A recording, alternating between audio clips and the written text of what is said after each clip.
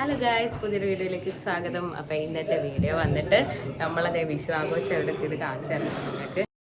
അപ്പോൾ അതേ ഇതുപോലെ കുറച്ച് പടക്കങ്ങളൊക്കെ വാങ്ങിച്ചിട്ടുണ്ട്. ഒരുപാടൊന്നും വാങ്ങിയിട്ടില്ല.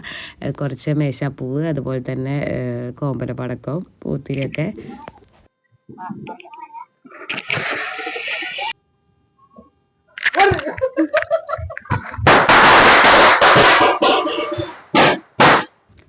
ചോട്ടയ്ക്ക് പിന്നെ പേടിയൊന്നുമില്ല. അവൻ പൂത്തിരി ആയാലും മേശാപ്പൂ. അപ്പൊ നമ്മള് കണി വെക്കാനുള്ള തയ്യാറെടുപ്പിലാണ് കേട്ടോ.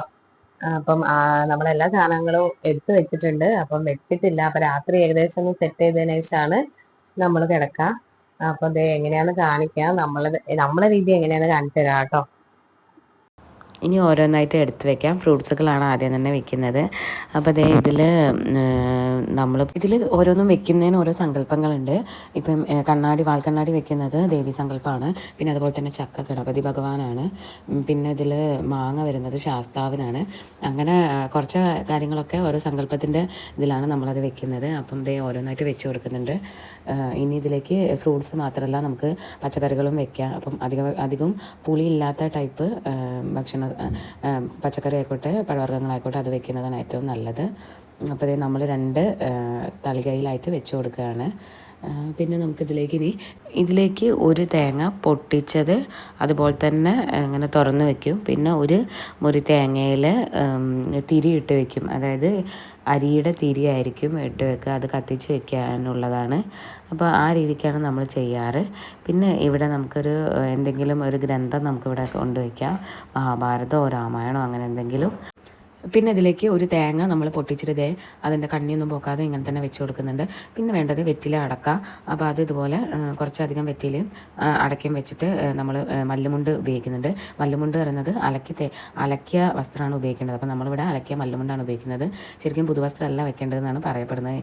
അതിൻ്റെ ബാക്കി കാര്യങ്ങൾ എനിക്കറിയില്ല. അപ്പോൾ നമ്മളിവിടെ അലക്കി വെച്ചൊരു മല്ലുമുണ്ട് ഉണ്ട്. അപ്പോൾ അതാണ് വെച്ച് കൊടുക്കുന്നത്.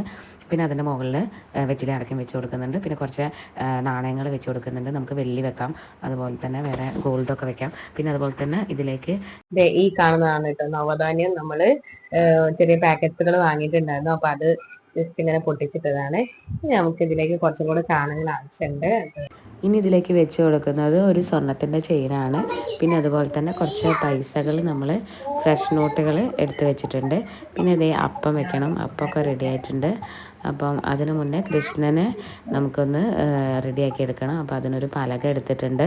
അതിൻ്റെ മുകളിൽ നമ്മളൊരു മഞ്ഞ തുണി വിരിച്ചു കൊടുക്കുന്നുണ്ട്. അതിൻ്റെ മുകളിലാണ് കൃഷ്ണനെ വെക്കുന്നത്. അപ്പോൾ നമ്മൾ ഈ ഒരു രീതിക്കായിട്ടോ കണി വെക്കുന്നത്. പിന്നെ കുറച്ച് പച്ചക്കറികളും കൂടെ ഇതിലേക്ക് ആഡ് ചെയ്തിട്ടുണ്ടായിരുന്നു. കക്കിരി, ക്യാരറ്റ്. അപ്പൊ നമ്മള് കണി വെക്കുന്ന സംഭവങ്ങളൊക്കെ നിങ്ങൾ കണ്ടല്ലോ. അപ്പൊ ഈ രീതിക്കാണ് നമ്മൾ കണി വെക്കാറ്. അപ്പൊ ഇനിയിപ്പം മോർണിംഗ് എന്തായാലും ഒരു 3 മണി 4 മണിന്റെ ഉള്ളിലായിരിക്കും കണി കാണുക. അപ്പൊ നമുക്ക് പിന്നെ